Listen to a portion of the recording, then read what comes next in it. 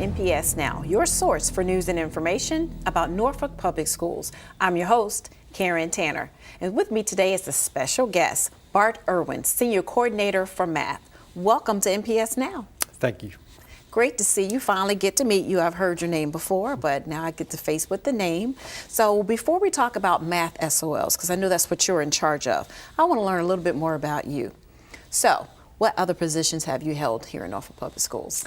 I was a classroom teacher and a math department chair at Lafayette Winona Middle School and also at Rosemont Middle School when we were still there. I taught everything from our 7th grade math all the way up to geometry for middle school students. So you've been a teacher with Norfolk how many years now? 10 years. This is my 10th year. Yeah. And it sounds like, what, two different schools? Yeah, most of the time with Lafayette Winona and then a year at Rosemont Middle School as well.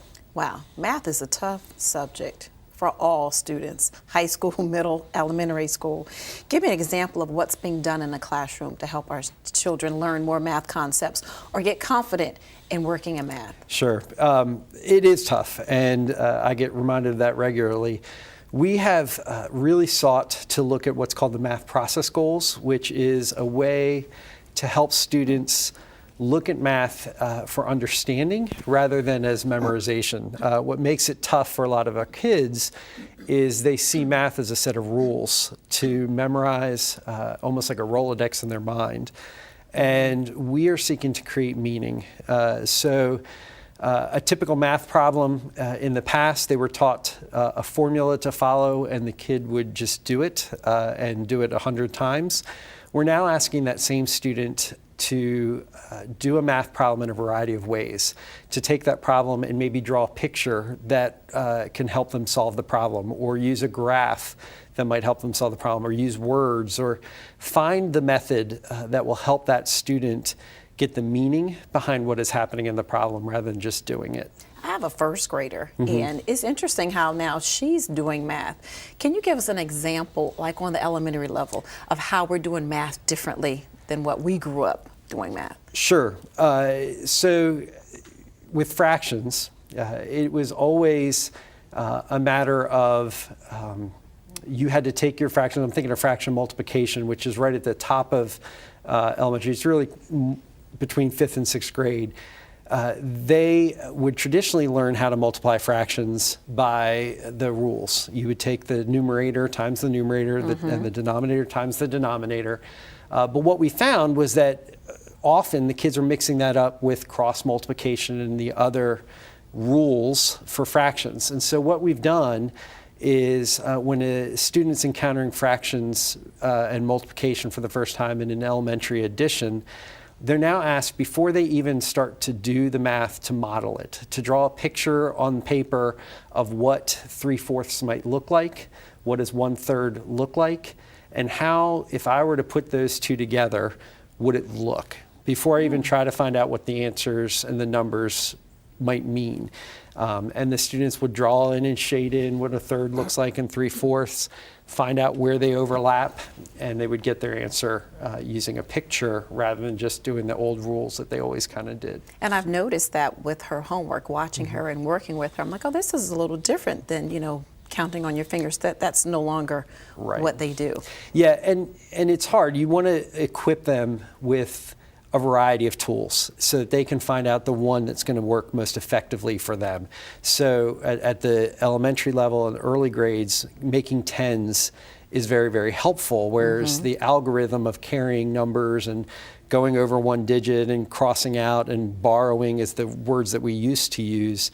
Now they're looking at grouping numbers into groups of 10, and to take, and instead of borrowing, they may regroup it into a group of 10 and kind of work their numbers that they're comfortable with in order to get what might be a harder problem. Yeah, we need to definitely have you on the show again, just for parents. Yeah, sure. To talk about the different math tips on the elementary, middle, and high. Now on the high school level, I'm like, I'm gonna have to get you a tutor if you need help. But what are some supports that you offer for the students in middle and high school if they're struggling in math? Sure. So at the middle school level, we have a variety of different programs that are also in addition to their math block. Over the years, we've increased the amount of time that a student is in the math class so that they get more experience with it. We are also asking students, like we said in the elementary level, to do the problems in a variety of different ways. And then there's programs at different schools, computer programs and that kind of thing, where the student can log in at home and receive a little extra tutorial with the problems as they're struggling. We are regularly looking for any advantage we can get with practice time and getting more time in the subject with that. Right. Well, that's great. And last year we had a significant increase in our math SOLs. What are we doing?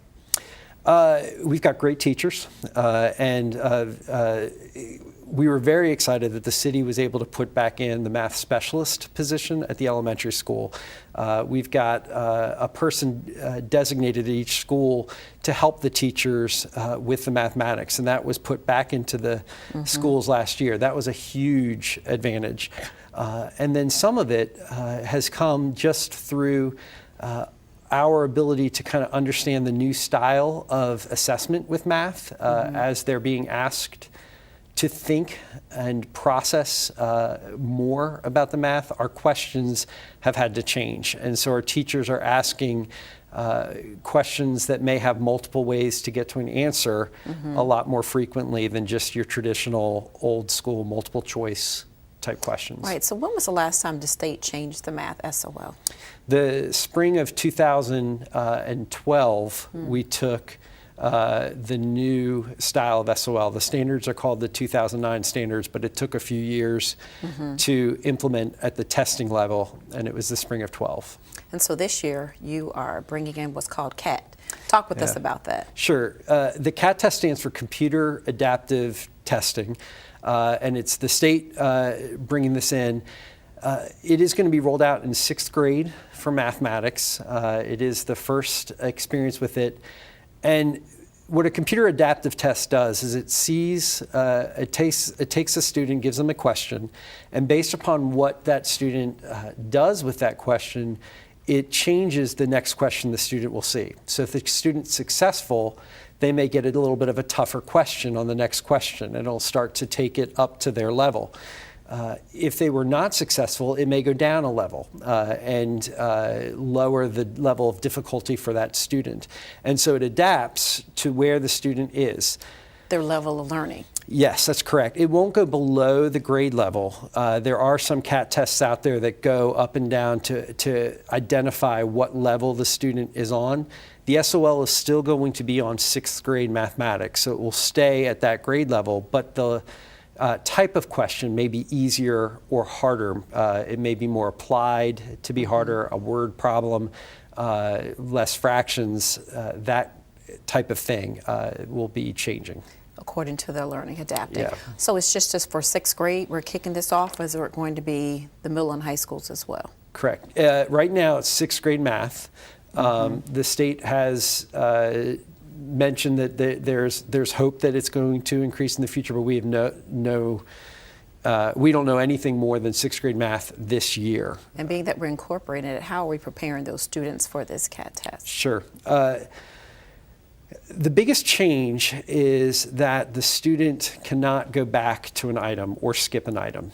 In the past, when they took their SOL, they may have been encouraged when you hit something that was particularly tough for you to skip it, to move past it, do the rest of the test, and then come back to it at the end of the test. You can't do that with a CAT test because your next question is based upon what you just answered. So there are a few simulations that are out there that mock what a CAT testing experience is going to be, and our 6th grade students have been practicing with those. The state has released one that's small, but it works and gives them the experience of answering a question and not being able to go back to it. There's another one that all of our 6th graders have been taking called the ARDT, the Algebra Readiness Test, and it is appropriate for 6th grade, and they're experiencing that as well. The rest of the test-taking experience for the student is very similar. There's no changes other than the fact that they cannot go back to an item and they can't skip an item Right. to move on. So is there special training for teachers to administer this test? Administration doesn't need any new training. Testing has been done on the computer online for a long time. There's no change there. The students will all see different items, so that won't change. The type of reports that the teachers get, we're showing them that will change. They won't get the same reports after the fact. But training the kids, the students ahead of time, there's not a lot of difference other than you have to kind of stay on an item. There are 2 videos that are on the state site that teachers have been using, and any information that the state puts out as to what this CAT test will be, we've got in our hands of our teachers, and they're reviewing it as we go. Right, and so the state's been very helpful. Has this been going on in other states, or are we the first, or? Yeah, as far as we understand, we are the first state to be doing the CAT testing. But it's been asked by the federal government to increase. They are looking for places for this. It's seen as being a better way to assess, a more fair way to assess students. So it's the goal of doing it. The implementation of how to get it fully functional has been why it's a little bit of a slower process. So we're the test group. Yeah, well, they did do a test group last year, so it is going to be fully functional this year, but it is going to, it will be a new experience for us to see what the results are. Yeah. So when are the math SWLs going to take place? Right now, it's scheduled to be about the 3rd week in May. We will be having a change this year in how the students are able to retake at primary levels if they're not successful the first time. Some students, it's already been in the high school level, but there's now going to be allowed to do it at the primary level as well. And so that will be changing our timing a little bit, but it's usually the 3rd week in May. Well, thank you so much for coming on and being a great resource and sharing information about this CAT test. And when kids go home and say, I took this test, now parents are aware of just what it's about. So thank you for coming on the show. Sure, glad to. Great. And we want you to stay tuned for more NPS Now.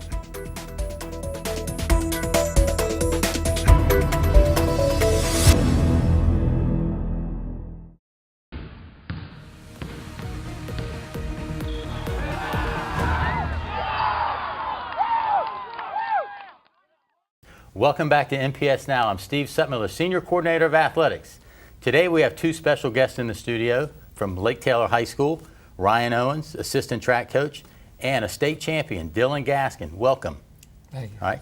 We're going to talk a little bit about track, but we're going to focus on Dyllan a lot because of his accomplishments, Coach. So not putting you to the side, but this is the star right now. Yep. And we're very proud of him, as you are. Yes. All right. But we will start with you. Coach, talk a little bit about and tell us who you are, what you do for the school system, and how long you've been in coaching. All right, I've been coaching for 5 years at Lake Taylor. I'm a health and PE teacher at Azalea Gardens Middle School. That's what I do for Norfolk Public Schools. Okay. And coach him. All right. So at Lake Taylor High School, in track, we have a number of coaches. So what's the staff like at Lake Taylor High School? It's very well. We also have head coach LaShundra Carter. She does a great job communicating with me, and I communicate with her. For outdoor, we also have Coach Quinterly, who also coached football. He's coming out and helping with the outdoor season as well. All right, great. Dyllan, let's talk about your accomplishments. Okay. And again, congratulations on the indoor state championship high jump. Talk a little bit about that state championship. What was your height? And we'll just kind of go from there. Well, I won it with 6'4". It was just a moment that I'll never forget. After I made it over the bar first try, I looked around, and I'm not gonna say I was doubting everyone else who was with me left, but I knew it was one right when I did it. Okay, so high jumping is a little different. It's not for everybody. Yeah. You have to have some special athletic ability, and obviously you do. How did you get involved in high jumping? I honestly, my freshman year, I went to First Colonial High School, and I tried out for the basketball team. And kept trying to dunk, and they were like, wow, you jump really high. So then it was just from there on, they were like, all right, we're going to put you in the high jump. And I didn't really do very well at first, so I kind of, you know, me being younger, I was like, oh, well, this isn't for me. And then my sophomore year, I just started picking it up, and started getting good at it. All right, Coach, talk about what makes this guy so special and what unique abilities. I mean, he's talked about his athletic ability, but there has to be some technique involved in high jumping, and how do you get that out of a high jumper?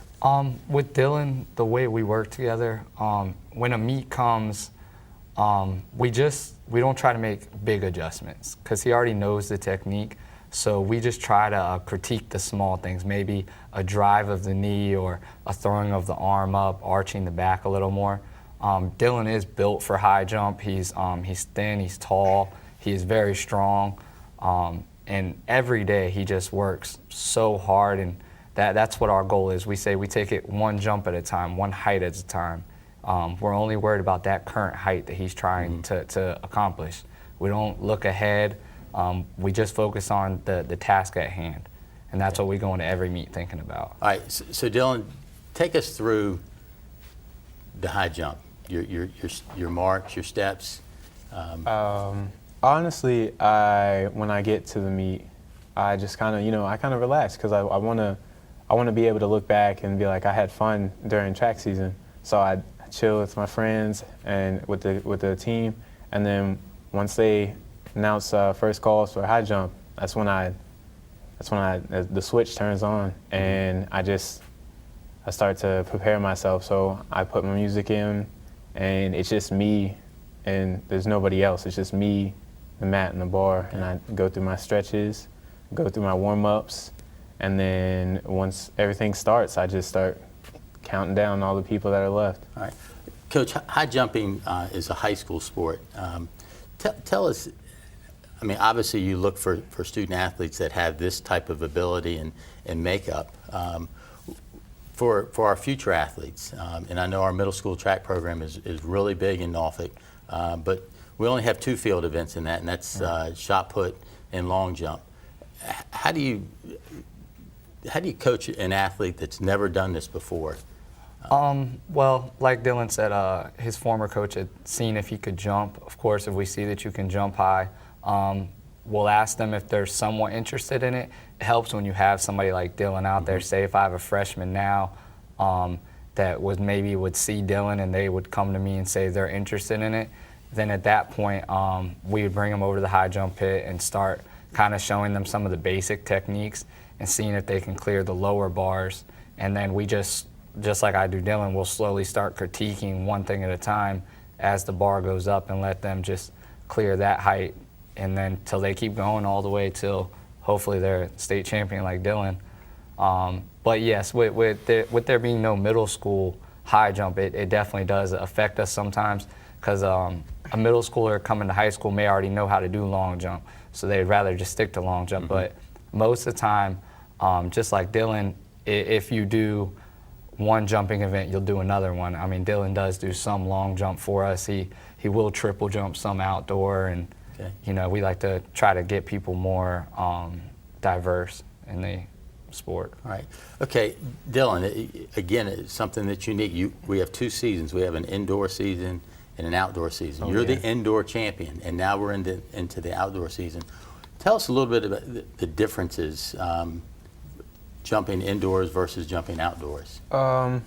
Indoor, it's more of everyone's around you, everybody's watching you. I mean, obviously people are going to be watching you for outdoor, but they're more spread out outdoor. So indoor, you feel it's more of an enclosed like space. So you don't feel open, you don't feel the breeze, you don't feel if it's cloudy or if it's bright and sunny outside, like you don't feel that. So indoor, it's easier to say the same. It's easier to prepare for indoor because it'll be the same way every time. Outdoor is just it's a different game. It's because of the wind, because of how cold it might be, how warm it might be. It affects you big time. Okay. Well, yeah, that's interesting that, yeah, the outdoor, I don't, hey, just go out and jump. But you do have to account for the temperature. I mean, it's cold right now, and I'm sure your body isn't, adapted to that yet. Yeah. So those things are definitely a challenge. Coach, let's talk a little bit about Lake Taylor High School, the track program itself. What's the outlook this season, and what can we look from Coach Carter's team? We look forward to having a good outdoor season. Indoor, we finished well. We finished third in our conference.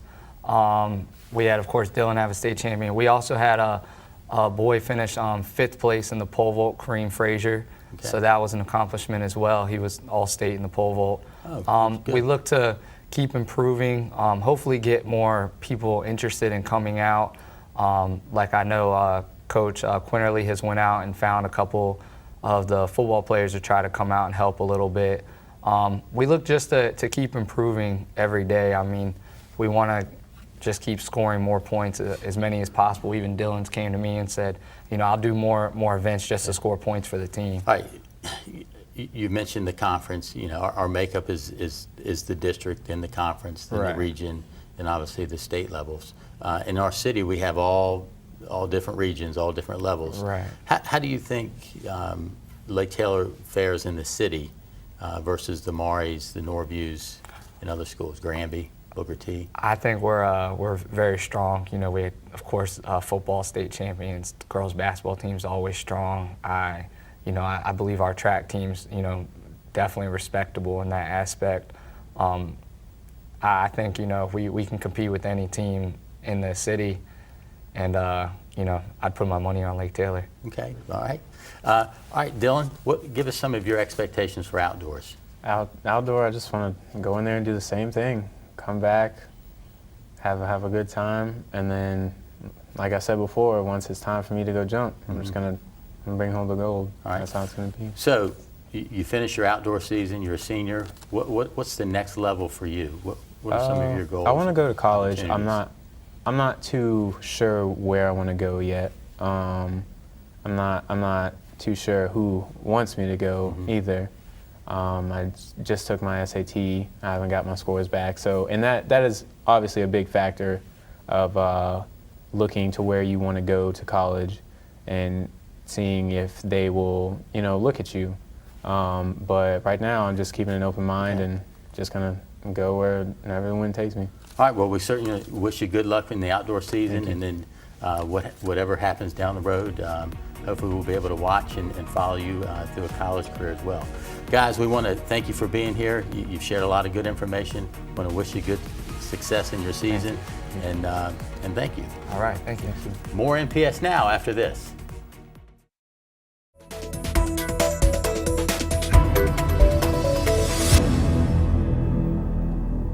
Thank you for watching NPS Now. It airs weekly on WNPS Channel 47, or you can view us online at www.npsk12.com. If you have any great story ideas or information you'd like to share, email us at npsnews@npsk12.com. Again, we want to thank you for watching NPS Now.